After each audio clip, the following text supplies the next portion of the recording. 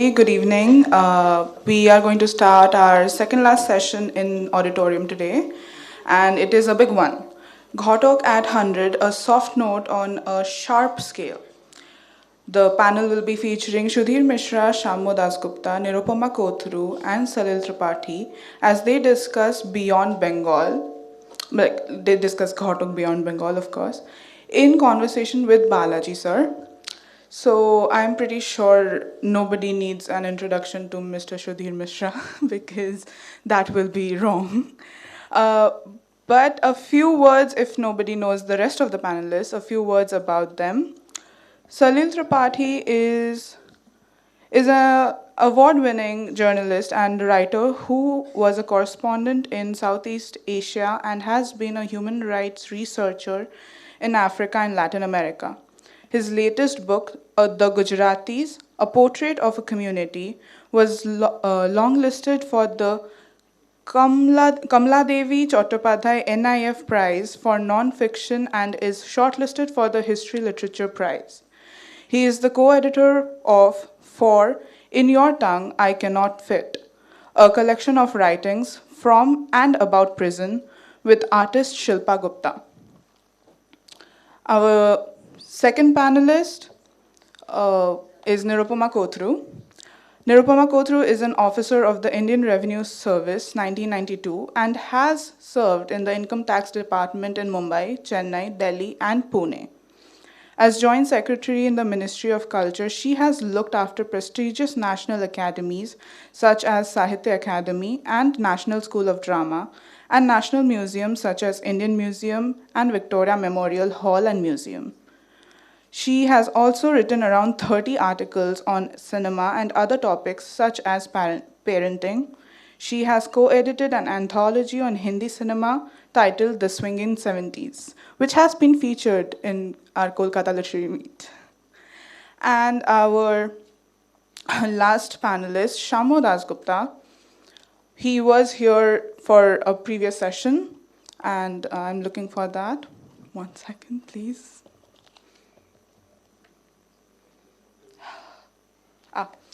Shammo Dasgupta is a sports journalist by profession, currently working as deputy director in ESPN Cricinfo, and a cinema enthusiast. He is the author of Don't Disturb the Dead, the story of the Ramsay brothers, which was published in 2017. He translated Mohashita Devi's Lal-e Ashmaner Aina in English, Mirror of the Darkest Night, 2019. Unmechanical Ritik Ghatak is in 50 fragments brings together essays by his collaborators, family, academics who study him and writers who admire him to celebrate Ghatak on his centenary through reflections and expressions of love. I would like everybody to put their hands together and welcome our panelists onto the stage. Thank you so much for joining us. And please excuse me because I was very tongue-tied with this panel, so I did fumble. Balaji sir, I give the mic to you now.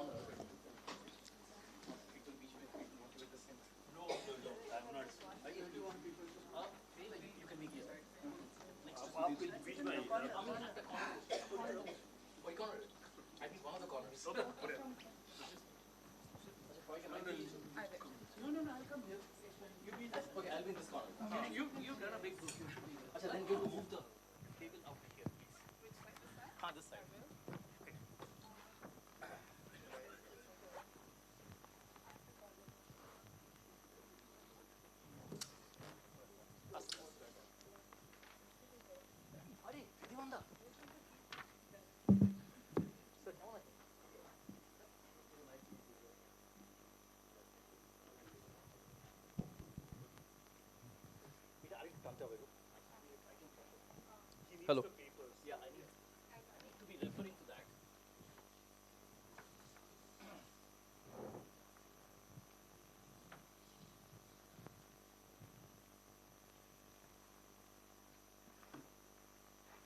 Yeah, thank you. I hope you can hear me. At the back? শুনতে পাচ্ছেন তো? আচ্ছা, ঠিক আছে। Sudhirji, first, let's start with your expert opinion. You know, the I'm a bit phased with, when you call me to Bengal and then ask me to speak about Ghatak in his land, then it's a bit, but as a filmmaker, yeah. Yeah, of course. So, people uninitiated, the ones like us, for us, maybe parallel cinema or middle of the road cinema, art cinema, we use the terms interchangeably, and obviously we are wrong. So, we wanted to learn from you in terms of the nuance between the two, art film and, your parallel cinema, because you've been through that. So, we just want to understand, and where would you slot Ghatak? I mean, there are only two kinds of cinema, one that emanates from the filmmaker himself, and one that's sometimes commissioned, or there are other reasons for making the film besides cinema. Now, the medium is a little tricky because it involves money. So sometimes intentions are not the best way to judge a good film. So the worst commercial filmmaker, I mean, if you see somebody like, say, Rai Babu, in Manikda, then, why does he survive? Because he has an audience in Bengal, right? I mean, he's not just merely a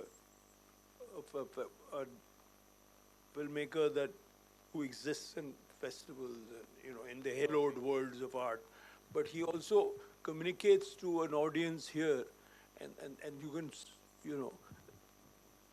he's speaking to his own, and he becomes so specific that he also talks to us and then to a wider audience. So I don't know. So I mean, with Ghatak, I think he makes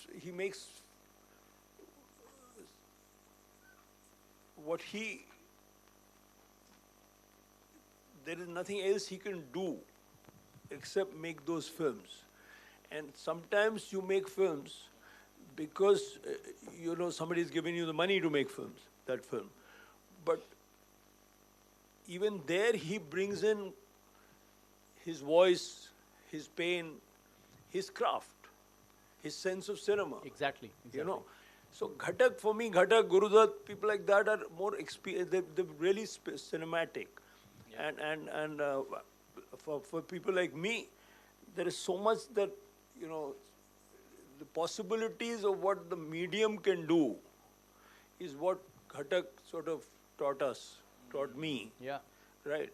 So what is in the frame and what is outside the frame, and what sound suggests, and what counterpointing of image and sound can do. That is his gift to, that's how, I mean, it's every time I make a film, I see two of Ghatak's films. Okay. I mean, just because I'm not doing anything with that film. It's got nothing to do with what I'm doing. But somewhere there is this pure voice that's screaming to be heard. There's something that's very pure, and I think in Ghatak in some way, that's in a way, and a lot of people find it pessimistic. But in Ghatak, always I see that he's talking about that we are not living in the best of all possible worlds, and there's always the possibility of a yearning for a better world, and then it's so beautiful at times, even those minor moments of a brother and a sister, of a brother singing and a sister walking. I mean, the field. It's the voices coming. It's so much that and it's Bengal, and it's the breakup of Bengal. Exactly. That breakup of Bengal. But I always feel with Ghatak that he's also, there is a deep disappointment with many things. So it's also, I think, with himself. Sometimes I think it's with IPTA, because that's where he comes from, right? Where does Ghatak come from? From theatre, yeah. with Salilda, everybody, they all come from a certain place. So, there is also, there's that clash of the possibilities that have been lost, and constantly the world that is being lost, and a realization that it's gone forever. Exactly. I think I mean, all those things with Ghatak, I mean, he's an experience. So every time you see a Ghatak film, notice something else. Exactly. Nirupama, Sudhir He's ji, not yeah, this filmmaker or that filmmaker because he's also written Madhumati. exactly. He's gone and done. So, I mean, and in Bengal, I don't think you can, as different from many other places, I don't think there's that clear distinction between let's say, a detective story as written, between a nonsense rhyme and pure art.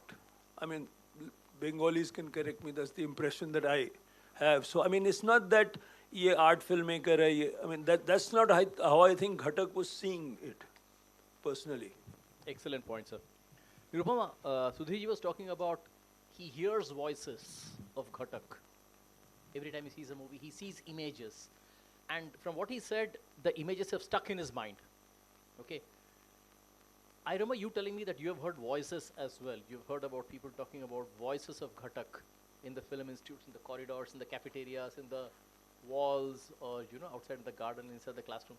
Just tell us a little bit about your experience. I love the way you had described it. So as a non-Bengali, one has to understand that, when we grew up, like say in the 80s, so our exposure was very limited. Can you hear Nirupama, all of you? Yeah. Or can you be a bit louder? Huh? Okay, so the exposure of somebody like me growing up in Delhi was very, very limited because obviously in school, as a school child, you don't have access to festivals, etc. Obviously, our parents, unlike... Very good evening and welcome to the last session of today at the Kalam Auditorium. We have our film, their films, Indian cinema in the world. Sudhir Mishra, Chaitanya Tamhane and Nandita Das on Indian cinema and its place in the world, in conversation with Nirupama Kotru. And I'm very sure that none of these panelists need any introduction, and as they are all here, so please give them a big round of applause as they take the stage. Sudhir Mishra will be joining in a bit, so shall we? Thank you so much for waiting, guys.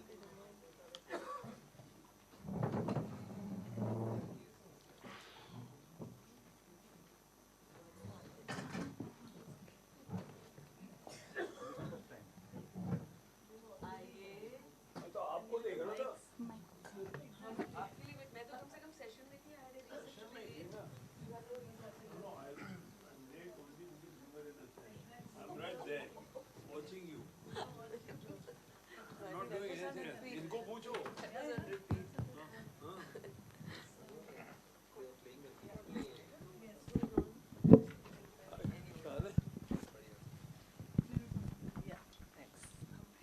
Good evening. Sorry for the delay. I think Nandita was much sought after here, so she was in another session, which we were keenly watching.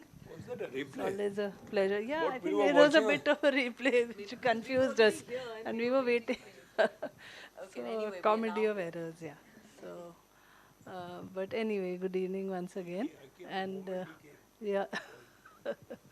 So we'll try to keep this a lively, interactive session, and I request all of you to feel free to jump in at any point. But let me begin with a little bit of background of what the session suggests. Our films, their films, obviously inspired by the Ray writings also on cinema. As you know, there's one of his collections is called Our Films, Their Films. So obviously when, he was, Sajid Ray was commenting about cinema, obviously he was comparing, Hollywood and European cinema, Japanese cinema, all of these were achieving great strides at the time. And as you know, our cinema has evolved quite a bit since, if you start with the talkies or even before, silent films, we were we were doing mythologicals a lot, and then Parsi theatre inspired loud cinema. Then you move to neorealism in the 50s, and a lot of our filmmakers all over, including obviously in the East, you had Satyajit Ray, in the West you had V. Shantaram and others, and then Raj Kapoor, Bimal Roy. So pretty important, significant period in Indian cinema. Then you have musicals, 60s, was color came in, musicals dominated. Shakti Samanta, Shami Kapoor, that kind of entertaining cinema. 70s again very interesting. Realism comes back, whether it's through Salim Javed, their kind of cinema, which brought The Angry Young Man, or you have Vijay Tendulkar and Shyam Benegal collaborating. So another different kind of cinema. Then 80s, in my opinion, Hindi cinema sort of saw a decline. But interestingly, what we call art or parallel cinema that time really took off. And Sudhirji, perhaps at that time, he had started coming into this world of parallel cinema along with filmmakers. Mostly FTII students or inspired by FTII, including Syed Mirza, Kundan Shah, and others. And he's, of course, spent a lot of time in FTI. He, as all of you know, although he wasn't formally a student. FTI by association, yes, by my brother. yeah. Interestingly, after the 90s, and largely, I'm more literate in Hindi cinema, so I don't want to comment, although we've had wonderful cinema in different languages. But after the 90s, again, we see a bit of realistic cinema, and those distinctions started blurring between art and commercial, because you had, again, FTI trained directors, Ketan Mehta, Vinod Chopra, and others. Like I mentioned, Kundan Shah. Govind Nilani came into a big way. Shyam Benegal continued to make films. So, and 90s, so later Vishal Bhardwaj, Anurag Kashyap, so all these people. And now you have, a whole range of cinema, and those distinctions have all gone.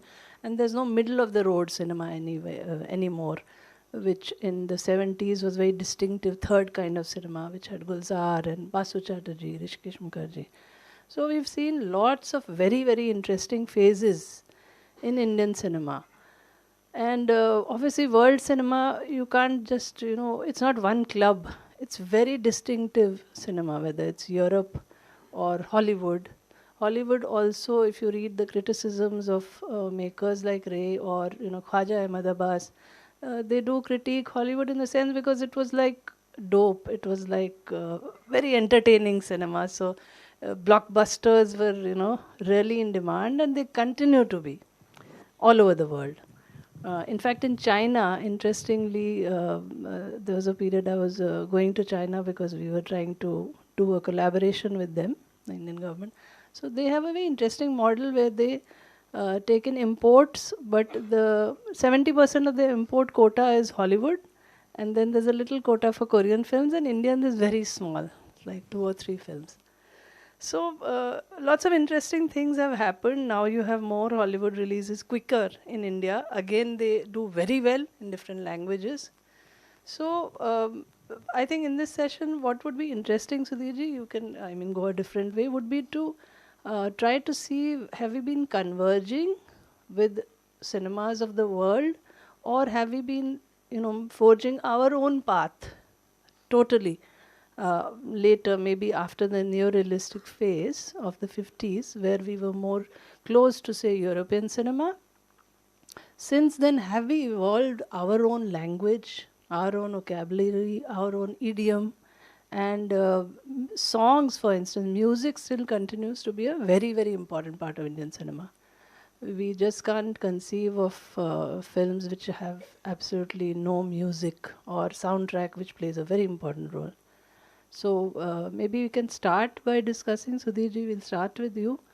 When you first started making films, what were your greatest influences, and were you influenced by world cinema? Because FTI students, I feel, are very pampered in this sense, because they say they're really privileged. They get to watch brilliant cinema all through the day. They really love it. The kind of access they have. So obviously they are able to get that kind of exposure which perhaps people outside cannot get. So what kind of influences did you have in your early days? And you can talk a bit about your first few I was films. more pampered than the FTI student because I grew up in my father's lap and he was a film society. They started film society movement in Lucknow at the same time. Rai Babu and people were doing, Manikda and all were doing it in Kolkata. Professor Satish Bahadur was So I'm kind of a product of that, but I never thought I'd come into cinema, right? So I walked into a films by accident, and because I didn't want to become a psychiatrist, so and sort of handle troubled rich men and women. So and then I started, whatever. Learning So I mean, something new today. I don't know about, but we have always cinema is a technological medium, right from the old days and silent days. The first films were made by, let's say, the Bombay talkies, the rise and all, going to Germany, getting equipment from there. The first cinematographers are German. If you see the early German Indian cinema, then you'll see a lot of influence of German expressionism. Yeah. Some of the earlier directors are also Walter Ring, what's his name? Franz Austin, Franz Austin. A lot of them are. So, in a sense, cinema has always been with interaction with the West. You have always. There is never. We are not in isolation in a sense, and so. But then you are who you are, and culturally. I mean, when you talk about India, I don't think you should talk about it because it becomes very North Indian centric, right? So, but there's Kerala and there's Bombay, and there's not only geography separating them, there's a lot separating them, and there's Bengal, and there's.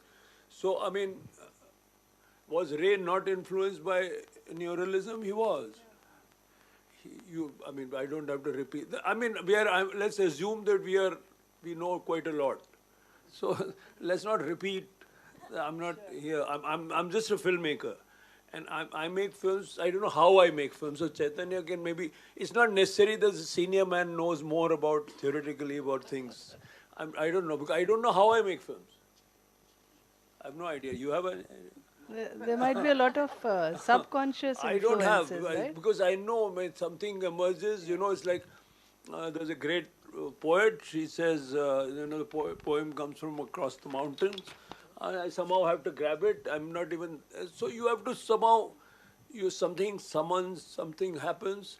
The Persians say what is a great film or story, which combines what is, happened to you with what you've heard and seen. So what has happened to me is important. In the earlier sessions, we were talking about all filmmakers make a lot of films unnecessarily.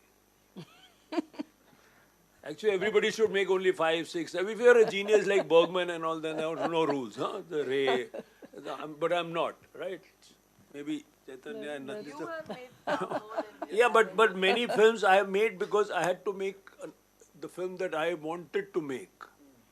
So you should actually only make the films that you should make and only you can make. Yeah. Right?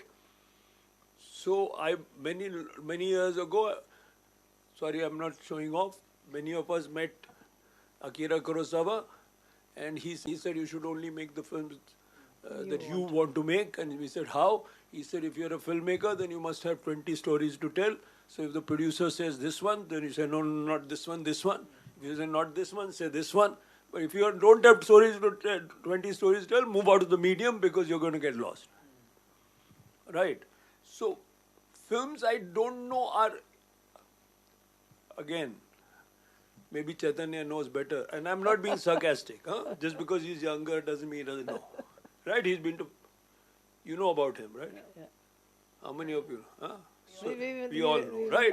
So he's been around. Yeah, yeah. He's been, he's interacted with Quaron, the great. I haven't. Let's say, so I'm just saying, and I'm not being sarcastic at all. I hang around a lot with younger people, right? So I'm not at all, in fact, so I don't know how much has it changed. I have no idea. We all, of course, are culturally different. I have a pet peeve. If you get me angry, I'll say the wrong things. So, you want to get yeah. So, but I think the best films are those, personally, that have a tension between conversation with the audience and what you want to do. the best films are not those that mumble to yourself, and the best films are not those that prostrate before an audience. There is always a tension between the audience and the maker, between what you want to do, but you want to have a conversation. But I think, again, Manigal would have disagreed, right? Tarkovsky might disagree. So but I think films are born out of this struggle of filmmakers. And films are there is different social conditions, financial conditions to make films. And sometimes, you know why in Soviet Union the takes of films were that long?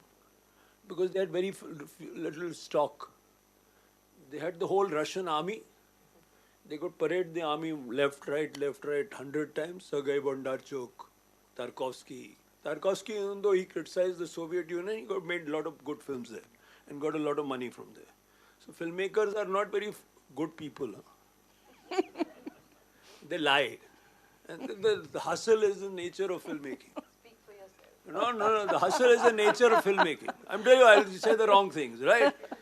So, no, I'm saying social conditions, financial conditions, economic. Say Europe, the artist with a E is lionized. You can do so many things in Europe which you are not allowed to do in India as if I'm an artist. And we won't mention what. Right? We are pretty boring compared, you know.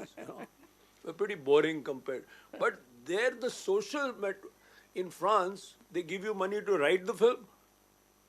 They give you money to make the film. Then they give you money to distribute the film. Not to everyone, but to a lot. So cinema is considered, and you consider the money of the government to be your own. It's public money, it's your tax, and culture is considered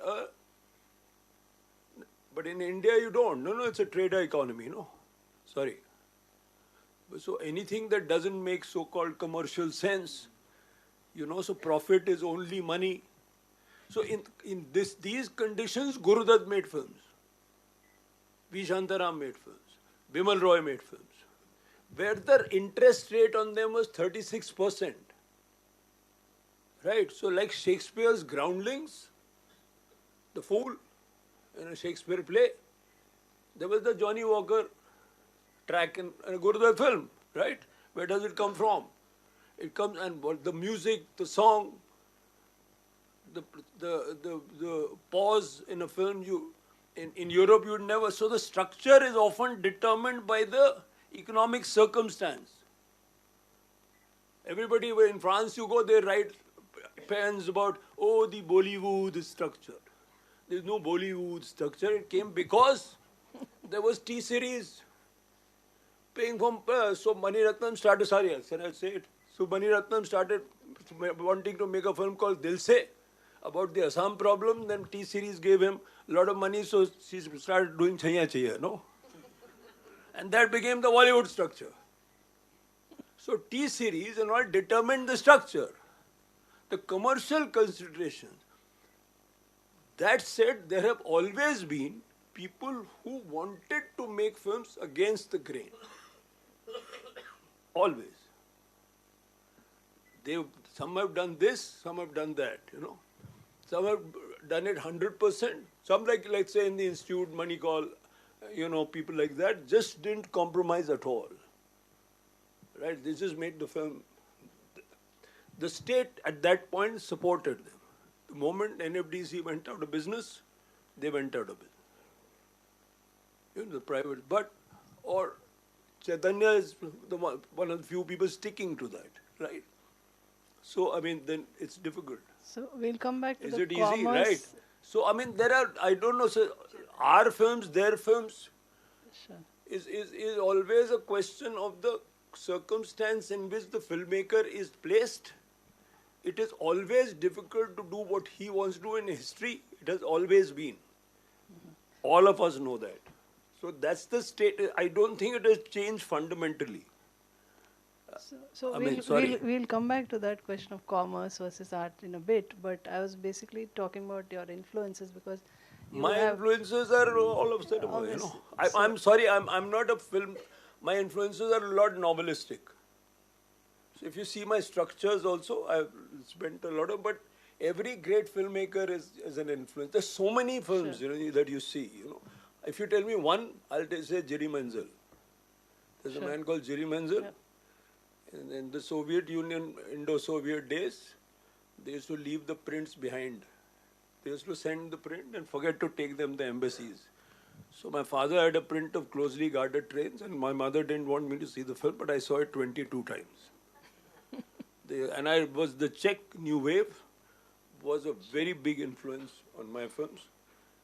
Rai Babu was the Apu trilogy, Ghatak, Minalda, who touched my life in even more immediate ways. It became almost like a friend. Gurudat, I'm in awe of, right? Then there's so many. Godard, for instance, is a great teacher. He may not be a great. So if you say that, you know, if you ask Godard what lens do you use, he says, I'm not a racist. Right?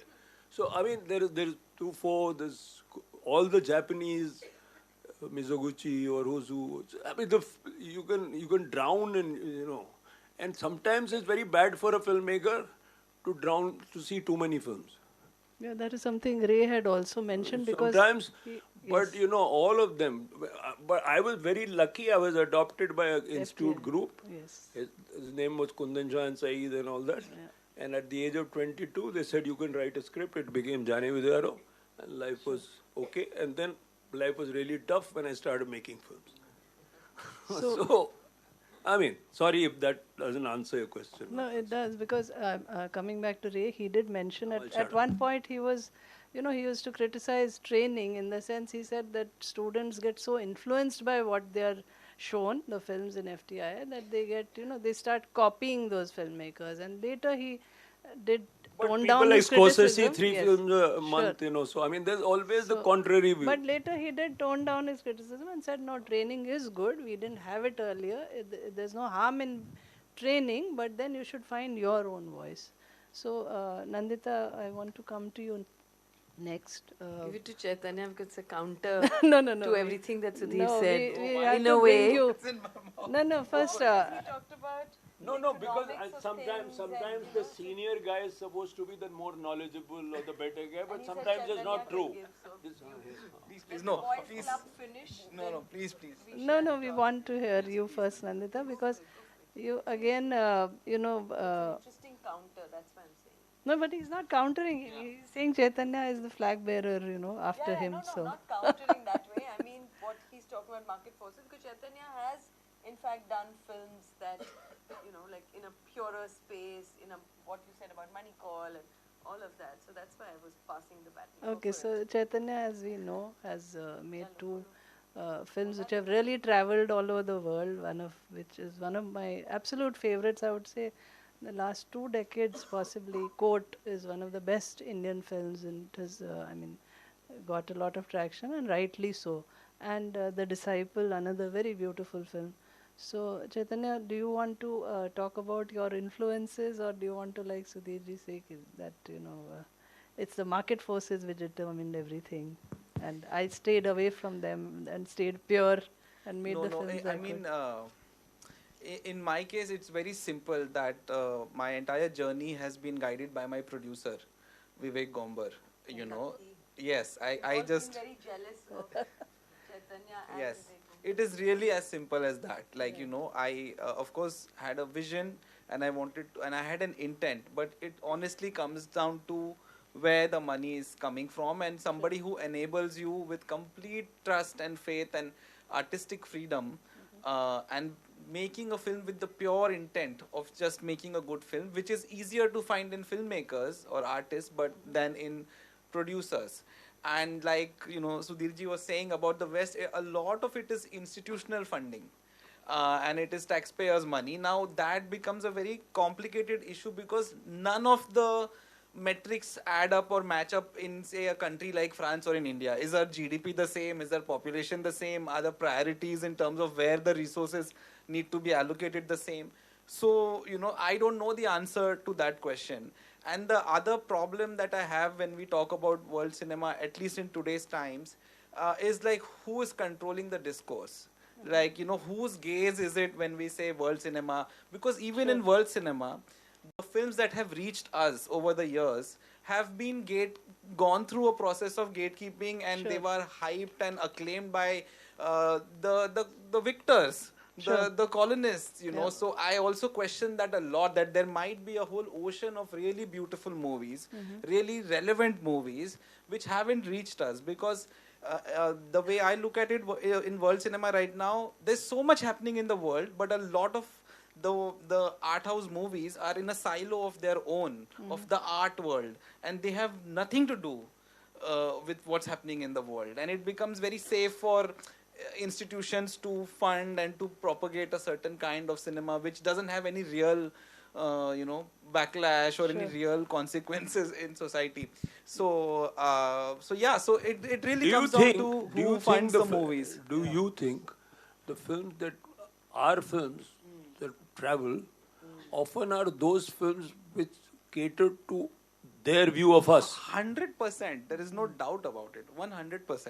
And I say that as someone who's a big beneficiary of that system. 100%.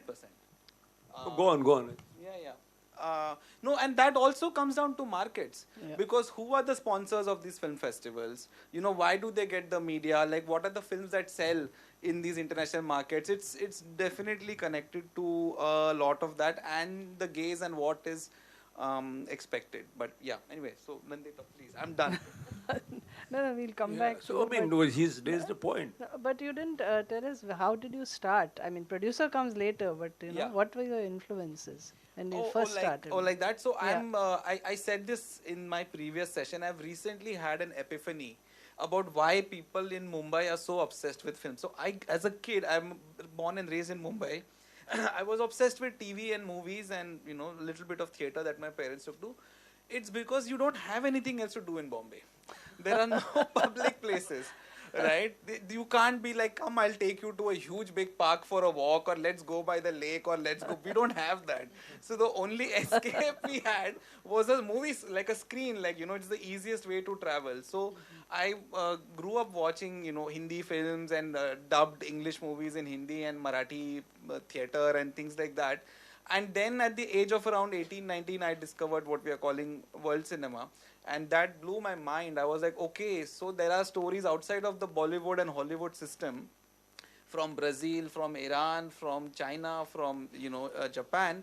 And there are so many other languages in which, not literal language, but like so many film languages in which cinema can be expressed. Because I didn't go to a film school. I didn't, nobody in my family was into films. So my big opening was this DVD guy who would bring a bag of pirated DVDs, and it had the best of world cinema in these like 30 rupee rentals.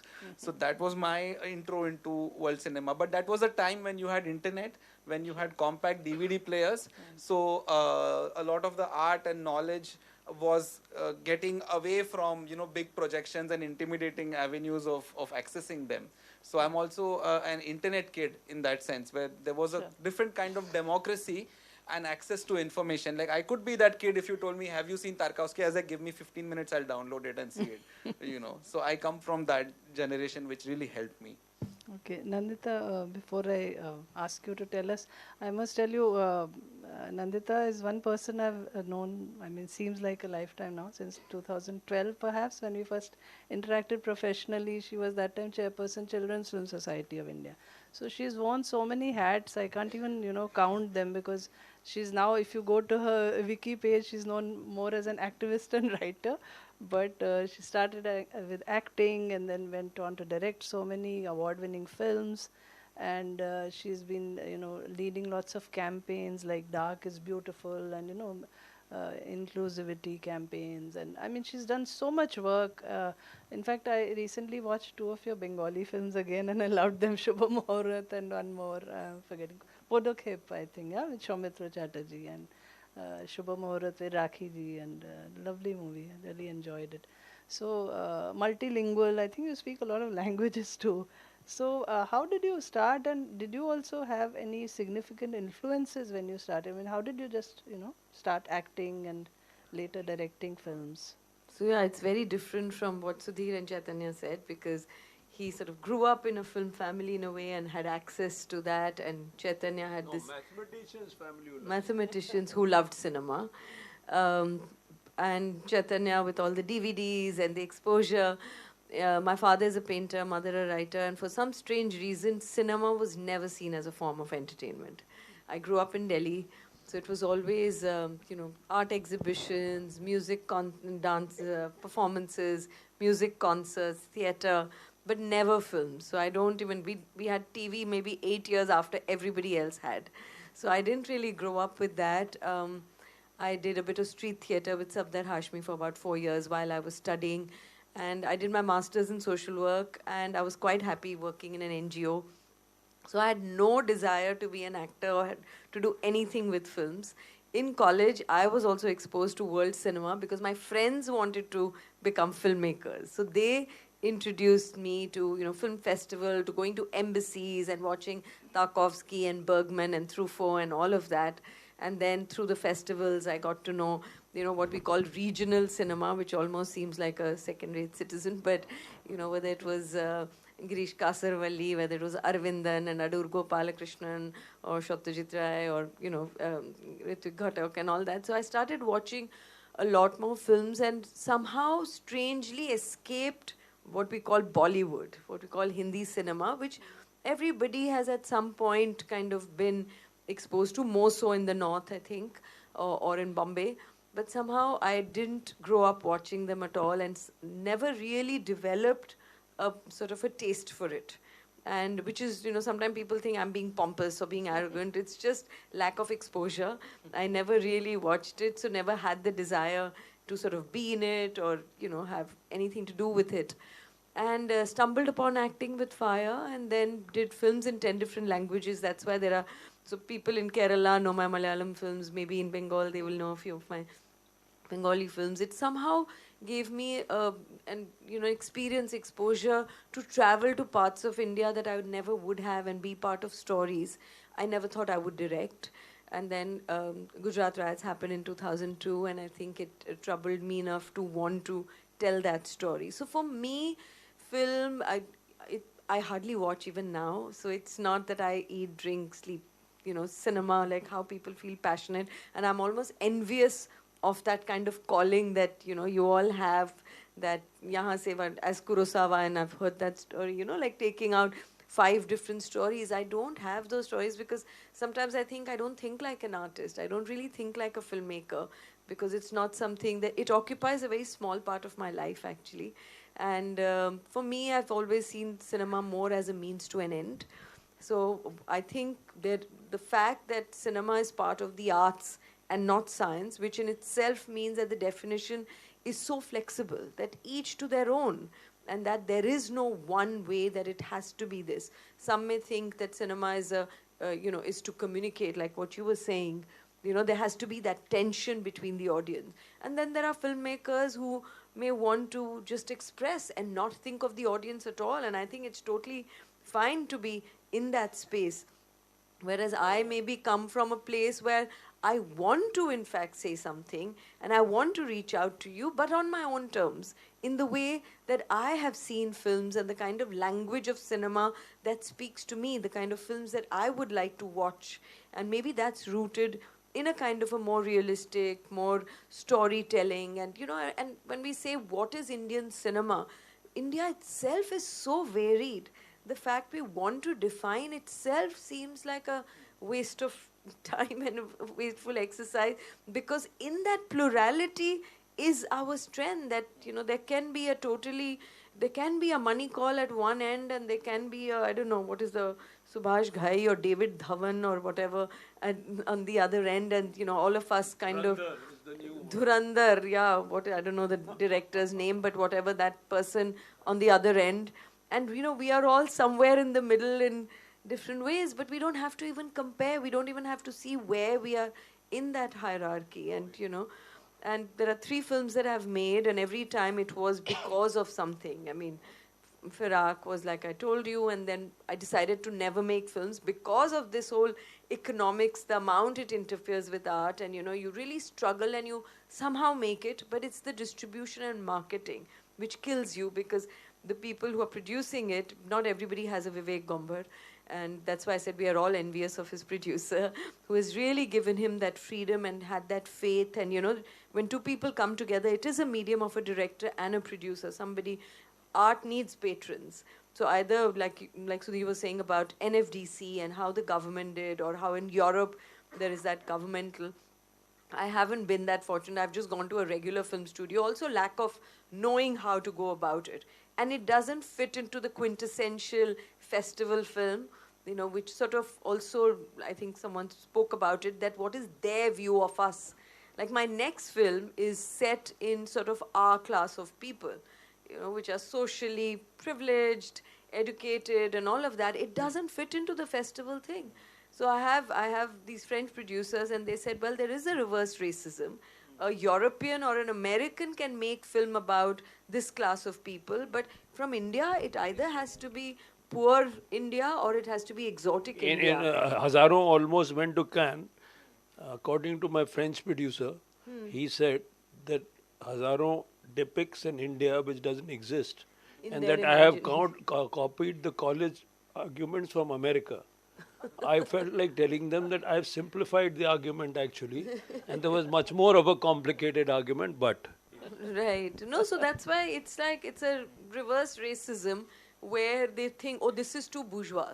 Whereas this large middle and socially upper middle class exists. And, we also want to see films that represents us and our questions and our dilemma.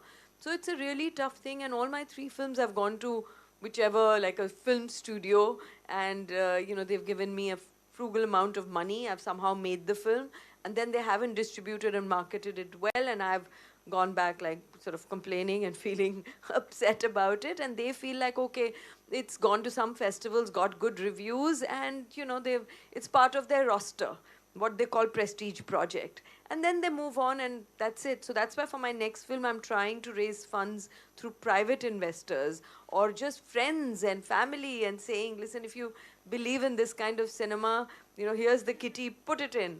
And just for that freedom, because I don't think art can flourish without freedom. That's so fundamental. And like you said, I don't have that, as an actor also, I didn't have that side of my brain where I can do some things for money and then put that money into the things that I really want to make. I somehow am not able to divide that, and that's why I can only do things that I want to do. And it comes with a certain struggle, and that's what you asked for. So there is no complaining on that. Bombay forces you to do, otherwise you live in the Dharavi slum. Yes and no, because I think then you just, if your cost of living increases, you need more money. So you cut down. I mean, you have to compromise somewhere. You compromise in your lifestyle, you compromise where you can travel, you compromise on other aspects of life, but you at least keep your purity of intent, not in a righteous way. Every friend of mine is richer than I am. So what can I do? Well, you're making lots of series. Anyway, this is not a competition between us. No. Now I have. No. You have to make something. I mean, that's the circumstance in which you are. And also that's one model. And I think there's no judgment. No. You could teach in Jadavpur University and make film. Absolutely. So each to their own. So this idea of Indian cinema that it needs to be. Having said that, I think when we say Iranian cinema, there is a language that it has. There is a language that comes to us. So generalizations we make because there is some truth to that. Like a Korean cinema, there is a certain language. It doesn't mean a Korean film can't be different from that language. When we say Iranian cinema, we talk about those 5 films that we see. There's 100 popular films. Of course, there must be, but in our perception, I'm just saying in our perception, there's an Abbas Kiarostami or an Asghar Farhadi or a Mohammad Maqbal Waf or whatever. Their cinema, right? Romania makes 5 films a year, or at least at the time when that Christian Manju's film, what was it, 5 weeks, 3 days, 4 months, and I was talking to him, brilliant film. And he said, well, we make sort of 5 films in a year, sometimes like 4.5 or some such thing. And one film sort of shines. So I don't know how to even define it, but I think Indian cinema, if we can call it, from one end of Bollywood to the other end of, more sort of purist kind of cinema, we are storytellers. We come from that jatra, from Parsi theatre. So yes, music and dance, but not everybody. There are films in our roster of Indian films over the years where there is no music, and it speaks to us. And so Govind Helani has done those kind of films, and others too. So, well, there was some music in most of his films, but yeah, there have been films that have been, So who is to define? And I think the beauty lies in not defining. So, without being in any way judgmental, considering art needs patrons, so can I ask each one of you what gives you more satisfaction? More people watching your film in India, which would mean commercial success as well, or your films traveling to prestigious festivals abroad? I mean, let's be honest, it's absolutely not, I'm not judging anybody, I'm just asking a simple question because Sudhirji, today only you were posting about, I think, Anubhav Sinha's next film and saying, for God's sake, go and watch it in the theatres, right? Yeah. No, I mean, see, the point is there's a difference between a Lok Sabha member and a Rajya Sabha member. If you have an audience, you are a Lok Sabha member. If you don't, if you are only dependent on patronage, you're a Rajya Sabha member. You need both, right? You need experts. Sometimes what we make a mistake in India totally is that we think that expert, that other kind of film, that experimental film breaks it breaks something. It introduces a new DOP. It introduces a new actor. It introduces a new way of telling. And that also influences the general culture. A great civilization ensures that the merchant and the poet both survive. So I think we are moving too much.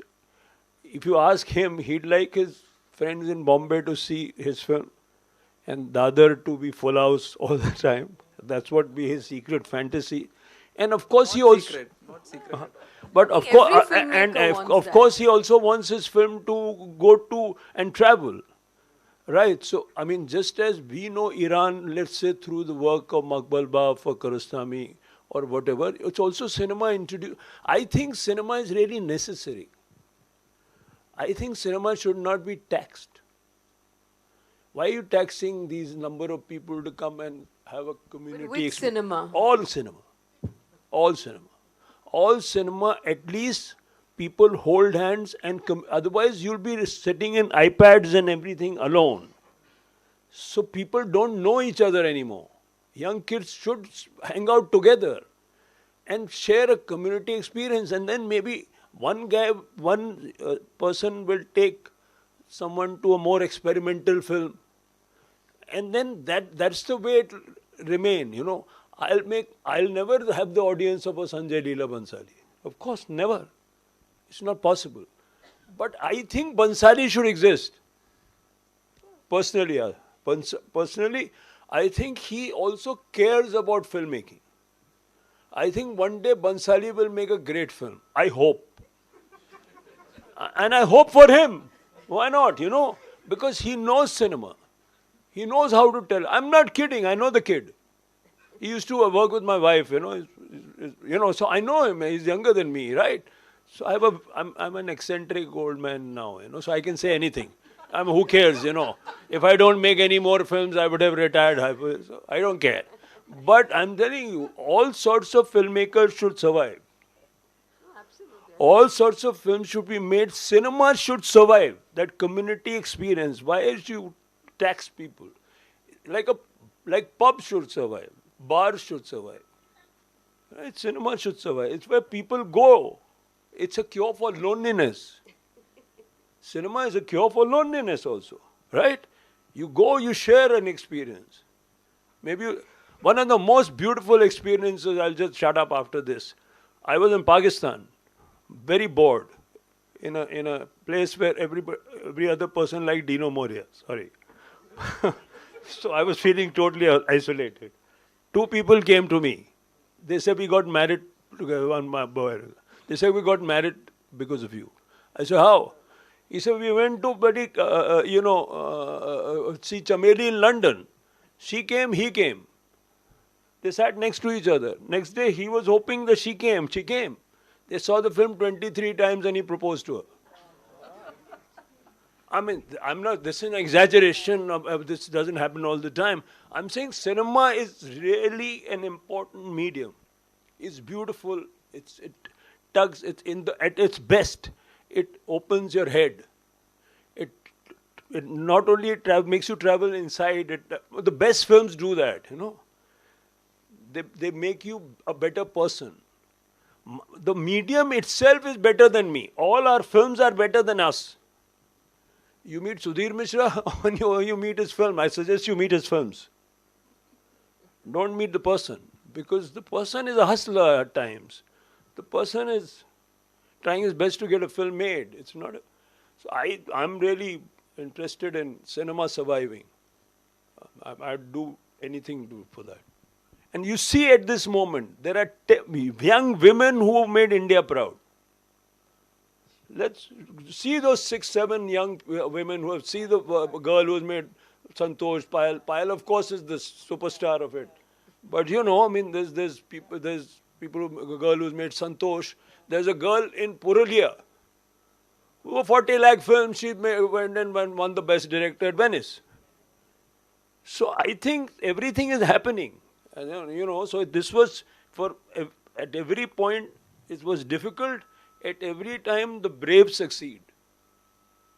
And I think cinema will be alive because of these 6, 7 young women. So any thoughts on that? Lots of thoughts, actually. But it's just that you have covered so much ground that once one thought comes and then he's moved on to something else and another thought comes. And actually, I ideally want to respond to all of it. But no, but I mean, there are a lot of interesting things you've said. I don't even know where to sort of begin because... Disagree. No, it's not about disagreement. It's just sort of what you asked, Nirupama, the first question. Of course, all of us want our films to be watched. Sure. It's not a festival versus people. Yeah. You know, I mean, we've all been to festivals. In India, either people put festivals on a pedestal as if that's the only way you can judge a film, or they completely diss it and say, "Acha, festival gayi hai to kya samajhte ho apne aap ko," kind of a thing. You know, festival is another space. Maybe I could put it this way: an enlightened but smaller audience watching your film in a festival versus a larger audience, numbers. I mean, enlightened is a very big word, but I would just say that, you know, there are film lovers there are filmmakers there. You're kind of part of the community. Rai Babu is a great example, you know. Right, he reached out to people and he went to festivals and, you know, and as a filmmaker, you want people to watch your films, period. It doesn't matter whether it's in Dadar or Baliganj or Cannes or Toronto or wherever, or some obscure festival. Those are lovely too. You go to, you know, I'm sure we all have gone to the, you know, those kind of places where Thessaloniki or Vladivostok. I mean, I've been to these very chota places, but it's equally joyous, and that's why I don't think this audience or this panel needs to be convinced that why cinema is important. We are all here because we believe that cinema has the power to move, to, you know, invoke empathy, to do all of that, to see the other, to travel, to understand, all of that. We kind of know that, and that's why it crosses those language barriers. I remember Firak was shown at this Russian festival in Vladivostok, and it had English subtitles here. And in Busan, that time they had Korean subtitles. He had just gone to Busan and then Vladivostok. In Vladivostok, there was a woman sitting with a mic and saying every dialogue in Russian. I couldn't even see 5 minutes of that film. I'm like, what are they going to understand? This woman is speaking for the child, the man, the woman, and sometimes characters are speaking over each other, and I have no idea how she was even saying it in Russian. And yet I had the most beautiful questions in the Q&A. And, you know, sometimes more sensitive questions than an audience who may understand that reference and context. So that's, I think, the power of cinema. There's no dispute on that. because we want, I mean, the distribution marketing, I'm going to talk about it again, because we don't sometimes get that kind of distribution and marketing, these are just other avenues to reach out to audiences. So I feel like there's no dilemma between wanting that. And in fact, I've acted in more independent films. My films could be termed as middle of the road. You know, they are not really quintessential festival films. You know, they don't play with the form. They are not esoteric. They're not all of that. And at the same time, very commercial. It's not that. It is you're trying to communicate. In fact, sometimes I think they take my films because I have this history of being an actor in many of these festivals, and they kind of feel like they want to keep up that relationship. And, you know, you sometimes don't even know why you're doing it. And there were many things that I wanted to respond to, but I'll let Chaitanya say and maybe come back when some of the things that Sudhir said that I wanted to kind of talk So about. maybe let me put it like this. If somebody gave you 100 crores and said make a spy thriller, would you? There's Chaitanya. no question No, I asking would. It Chaitanya, doesn't- Chaitanya, oh, not yeah, you. but I Because think you- we are... Because Sudhirji started by saying his kind of films are honest, and you know he's a certain niche that he is in. So just We are all as in an- our own niches. Yeah, as we're an all in audience, I would really like to watch every film that's honest. Like, I hope all blockbusters are made honestly, and only then they are fun to But watch. is it something you look forward to, getting a big budget so that you know you can make a big film? Or just be a honest. big budget for his films. Not. Say a Much 200 bigger crore than- budget. Is that a dream that someday I want to make a 200 crore film, you know, budget wise? I mean, do I know how to spend money on filmmaking? Yes. But is that my dream? No. No. I mean that's not the point. You know, it's Yeah. like depends on the film Sure. In that fact, you if want you to want make. to retain an independence, you should keep the budget to as minimum as possible. But do I hope that there is someone out there who would give 200 crores for an honest film? Yes. You know, why not? Yeah. Yeah. Nandita, you were But saying I something. remember Chaitanya and I were once talking in Kerala at the festival, and I was like, wow, I'd loved Court, and I was saying, you know, how did you do it? How come you spend so much money on a film like Court? Like, I would have imagined it would be less. And he said, well, the whole road, all the cars were mine. I want to have that control over that entire context to be able to bring out exactly what I want. Now, in a film like Manto, which is a period film, which has, I shot it in Bombay and places like that, which has hoardings and, you know, new cars, and it's almost impossible. And we were doing guerrilla shoots and in post trying to remove every car. I didn't have that luxury. So I think it doesn't have to be a 200 crores to have a partner who believes, and, you know, he does it in a purist kind of a way in what he really wants. You talked about these young women, and I'm so happy that so many women are now finally making their films. But if you see in the past few years, all the films that, at least the ones that I have really liked, you know, whether it was Court, whether it was Disciple, whether it was, you know, All That We Imagine, whether it was Santosh, whether it was Masan, Lunchbox, all the films that we see as really sort of good cinema, all of them have had European producers. Correct me if I'm wrong. I didn't. You didn't have that? No. Oh, yours is a. You are in no category because of Vivek Gombar, who I met in Singapore, and every time I meet him, I tell him. But what I'm saying, no, but what I'm saying, all these other films, in a way, there is a European sensibility, and many of us who relate to that sensibility, which is not in a way quintessential Indian film, because there is that sensibility too that is part of it. And, you know, I mean, and they are wonderful films. Those are the films we relate to. And that's why we need good producers. We really lack good producers who will have that faith and allow us to make the films and tell the stories that we truly want to. Tell Vivek to clone himself. No, you have to. You have to have producers. You have to have an environment which doesn't see profit as the only motive. Ritimanda, keno jaccho?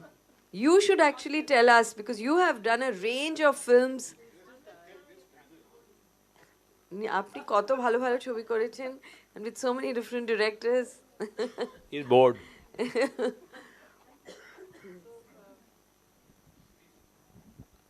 Key. It's partly true.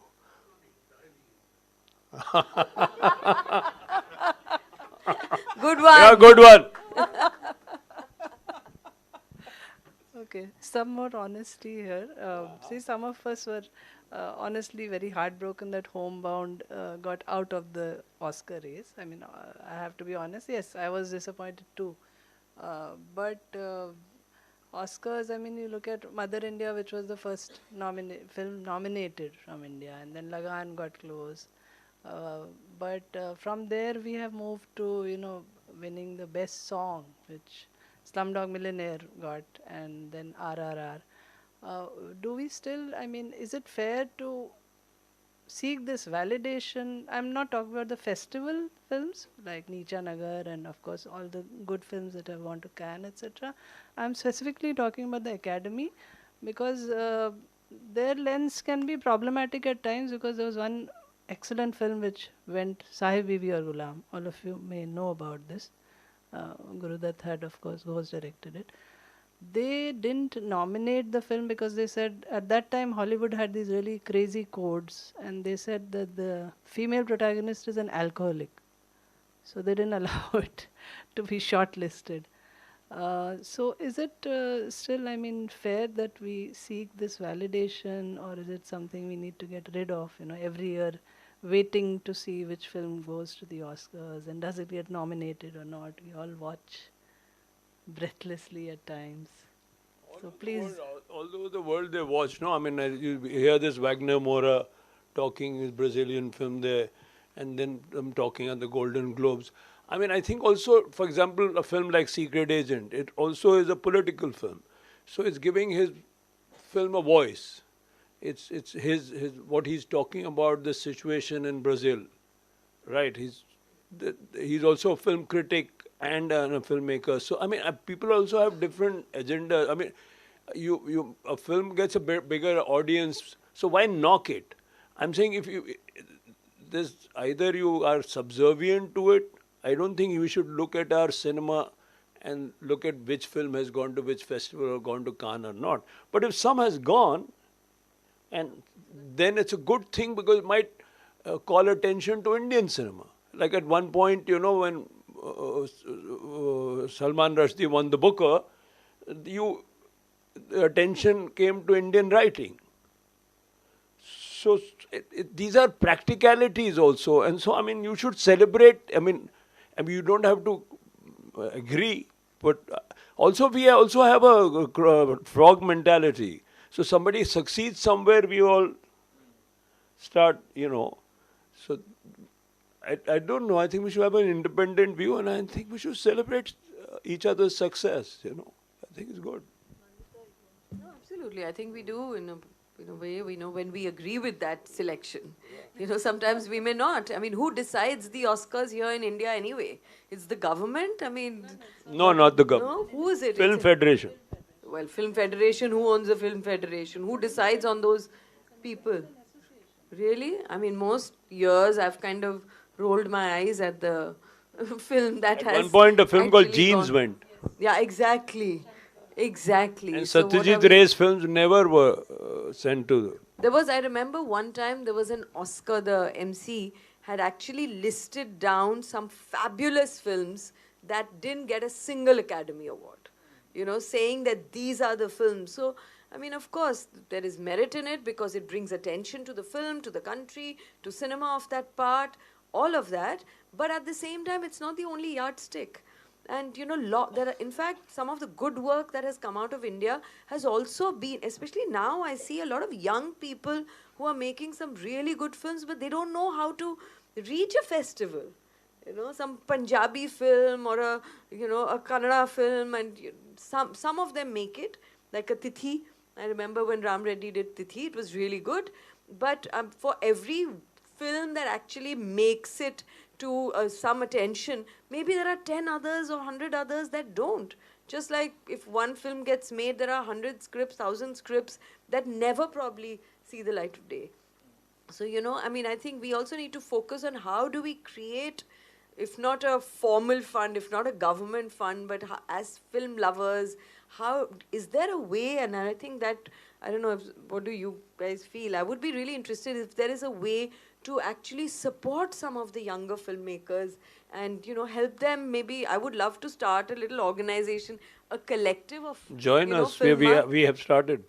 Yeah, no, various things. I mean, like Kanu I mean, also started a young kid Indian also needs Independent. some validation. You read his script, you Yeah, point there him to should the be. right place. There's a Help them sort of with some festivals. I mean, individually people reach out to us. I'm sure they reach out to all of us. But I wish there was a kind of a collective that supported more independent cinema. And also, because economics interferes so much, especially in Bombay, I have seen wherever the mainstream cinema is so strong, independent voices get crushed even more. So it's easier to make like the market is the bigger censor. Exactly. Market is the biggest censor. Like even when I was, like when I've acted in so many different language films, there I felt there was far more honesty and commitment and, sort of true stories, and even how they were making it was far more sort of honest in its endeavor. But in Bombay, to make an independent film is almost next to impossible, because the narrative itself is so driven by economics that even when younger filmmakers come to you, they are like, oh, you know who the designer for costume is? I'm like, you haven't even told me the character that you want me to play. You're trying to entice me with the designer or the music or something else. So, it's always tougher. I'm sure in America, in India, where our mainstream cinema is so over robust, independent cinema finds it more difficult to find that space. True. Which part do you want me to? The Oscars? Okay. No, because every now and then, I get asked this question, and I have to always give a disclaimer now for the last few years that I say this as an Academy member, without wanting to disrespect anybody. It happened in the previous session also. Yes, I had to give a disclaimer. I will say that it is as simple as this, according to me. It's a game. It's a game where the rewards have practical benefits, attention, and because the final means to an end is that it reaches more people. It's as simple as that. Bus. Right? It just helps reach. It's a game, and the spoiler is that we are a player as a country. I don't think the game is thinking about us. I don't think they really care about this player. This player tends to think of this game and take it too seriously, but whenever we have those stray chances of actually doing well at the game, we don't play the game very well. It's as simple as that, according to me. But it's a game, I don't think of it as anything more than to be taken very seriously. Like even my mother is like, one day you will win the Oscar. I don't think of it in those terms, Also because most people who are discussing the Academy Awards, I don't think they've ever been to LA. I don't think they've ever actually interacted with a single Academy member and know the ground reality. People have all kinds of assumptions and perceptions about what works, what doesn't work, including these members who are selected to send the films. And the kind of lobbying you have to do there, it's another level. Most of the time it is to get some PR points here. Yeah, You exactly. select a film in Exactly. order to publicize it here. Here. So I don't think most people even know what they're talking about when they're discussing the Oscars. And we had a chance, right? We've had a couple of chances, or at least for a nomination, and we messed it up. It's as simple as that. So. Yeah, sir. I think the organizers have abandoned us, so we should wrap up the session quickly. So, a couple of questions. I mean, we can keep going on, but we are cutting into anyone's dinner time. So, yeah, somebody will have to pass a mic. Like I said, we've been abandoned. Nobody had to tell us that to wrap up the session. Yes, just give one mic to the You audience. can, I mean, please. are you recording? I don't think anybody, so you can talk from there, no? एक mic दे दो ना किसी को। आप लोग ये नहीं, ये मेरे पास है, आप दोनों। I had a question to Nandita ma'am. Been a fan of yours for a really long time. I have two questions actually. Firstly, how was your experience in working on Fire, and what was the response of people in your personal life after Fire? And the second question is, since you've worked with Rituparna Ghosh, what would he say if he was present here and his films in the world, if you can? Yes. Oh my God, how can I speak for Rituda? That's kind of difficult. and Fire was so long back, 28 years ago I shot for it. So, you know, how was my experience? Well, obviously it was a great experience. You know, it was my first film. I was cast when nobody else was cast, so I had no idea who I was going to work with. And I was supposed to be auditioned, but Deepa never auditioned me. And then when Shabana Azmi came on board, I was like, please audition me. She's a very senior actor. I have no idea whether I can really act with her. And she seemed very confident. And that kind of gave me the confidence to also act in it. And it was a very small set. It seemed so intimate. That's why I was spoilt with, because my first film was Fire. The second was Hazar Chaurasi Ki Maa with Govind Helani. And the third was Earth, again with Deepa Mehta. And I thought always there is a bound book. People all sit together and eat, and it's not so hierarchical, and it's all wonderful, you know, and it broke for me a little bit after that. So it was a wonderful experience. In terms of my family, I mean, thankfully my family is reasonably progressive. Although in our family also we never talked about these issues. That time there was no vocabulary. There was nothing called LGBTQIA plus blah blah. It was homosexual, heterosexual. But luckily, without knowing the isms or knowing the vocabulary, it was a very inclusive environment that I grew up in. Like we had people from every community that came to our house. It was never discussed openly about it.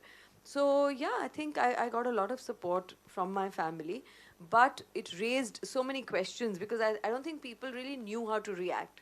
Some people understood it intellectually but couldn't come to terms with it emotionally. Some people understood it emotionally but didn't quite have the language to express it. I would be on a flight and somebody sitting next to me would say, "Aren't you ashamed that you did Fire?" Like, you know, and I would turn around and say, "No, I'm actually really happy and proud of it." And, you know, how I answered over the years, because that's a question that has come to me for 28 years, how I answered it and what the kind of questions that came to me, I grew as a person. I realized that what a hypocritical double standard our society has, and how the othering that we do, and my own sensitivity and understanding of it grew. So I really owe Fire to also the kind of trajectory that I took in my films. So I hope that answered your question. Hello, I'm Iona. I am a law student. So I kind of had a question regarding what Sudhir sir said about sometimes you need to try to have a low budget if you're making films to have that independence. So That's been my model, actually. Okay. So there's this Bangladeshi short film. It's a horror short film called Moshari. So it's been qualified for the Oscars. They got Jordan Peele as the executive producers, and after that gained an international audience and qualified for the Oscars.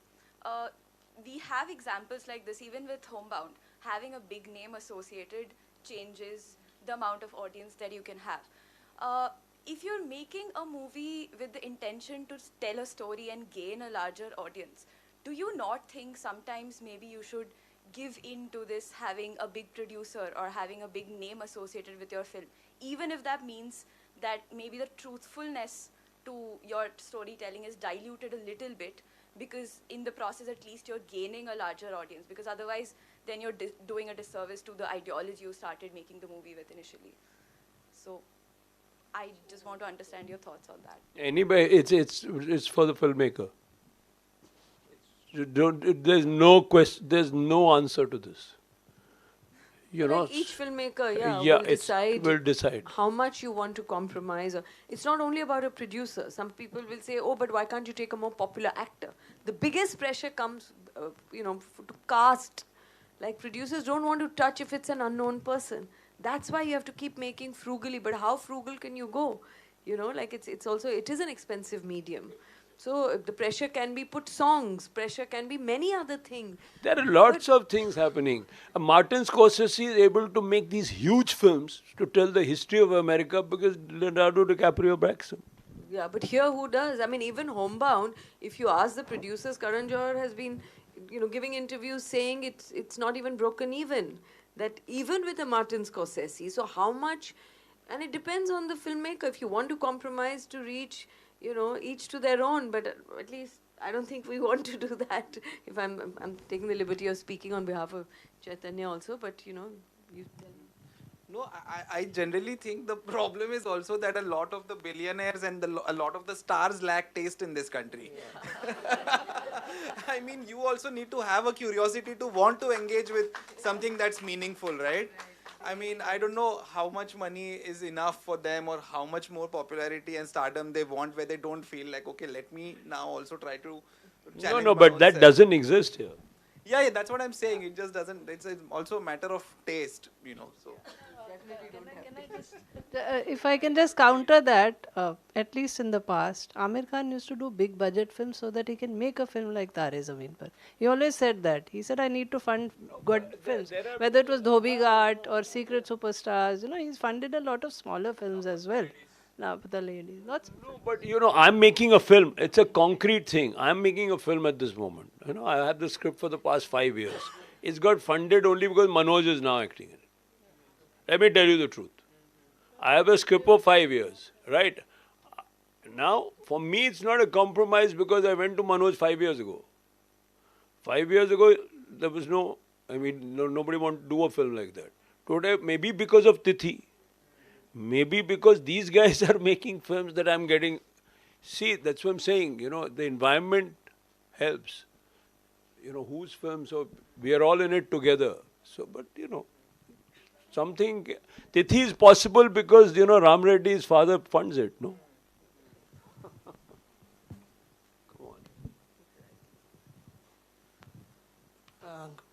Good evening. My name is Shion. So I wanted to ask about the OTT licensing the issue in this country. So I recently have seen that films have been randomly removed and never I've seen that films, the studio's own films have been randomly removed and never been brought back. Like Disney removed both things, which was released only 2 years ago, and it's not only is it not available on Geo Plus, Geo Hotstar or Prime Video, it's not even available for rentals nowadays, and so you can't watch it legally in India. Then I've seen that even a big film like My Name is Khan has been removed since 2020 and has not been reinstated anywhere else. Court is not available in India anymore, even on rentals. Manto is only available on rentals. And once Re Salisi Zindagi is not available anywhere. And so I wanted to ask that what is the how have you been dealing with this streaming licensings? I don't know much about it. I mean, I don't think any one of us here is that qualified because we are not the business angle of it. So there's a lot of problems here. Sometimes you're selling for a particular number of years, right? So it's a many and in Ye Sali Zindagi I could tell you because the producer was fighting. Hi, good evening. I had a OTT related question as well. So in the discussion, you mentioned that marketing and distribution has historically been a challenge for filmmakers. But when an OTT platform comes in, they already have the marketing and distribution sort of sorted out, right? They also usually have good budgets. So where does that put independent filmmaking in India, A, and B? Do you think it helps with exposure of Indian films to international audience and platforms like Netflix or Amazon Prime? Do you see them touching independent films? Yeah. Not a lot. That answers your question. Exactly. It's really tough to get them on OTT platforms. I made a film called Serious Men. That was in the beginning, right? And there was no interference. I managed to make the film only because at that budget, only because Netflix gave me 22 crores. But that was in the beginning, right, sir? I mean, yeah. Last Now it's not possible. The trend has been reversing. No, it's not possible. Right. They've got a clear mandate to do more commercial thing. They are saying, don't even come to us if you don't have stars in it.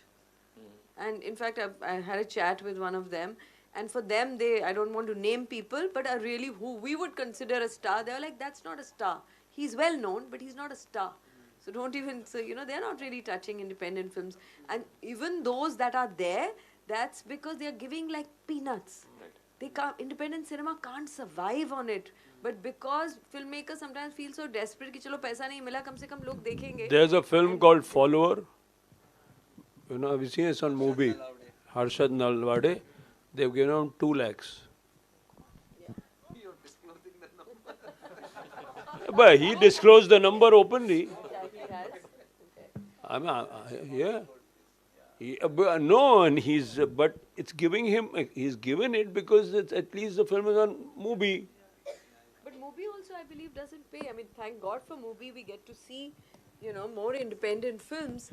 But you ask the filmmakers, they get very little for it to be shown on movies. So, it's really like you're in a desperate situation. Yeah, somebody wanted to. So I think we'll wrap this up. Let me thank the whole. You want to say something, Chaitanya? So let me thank our esteemed panel, 3 brilliant filmmakers, Sudhir ji, Nandita, and Chaitanya. Can we have a big round of applause for them? And thank you for being such a great audience. We've cut into your dinner time. Thanks for being very patient. Thank you.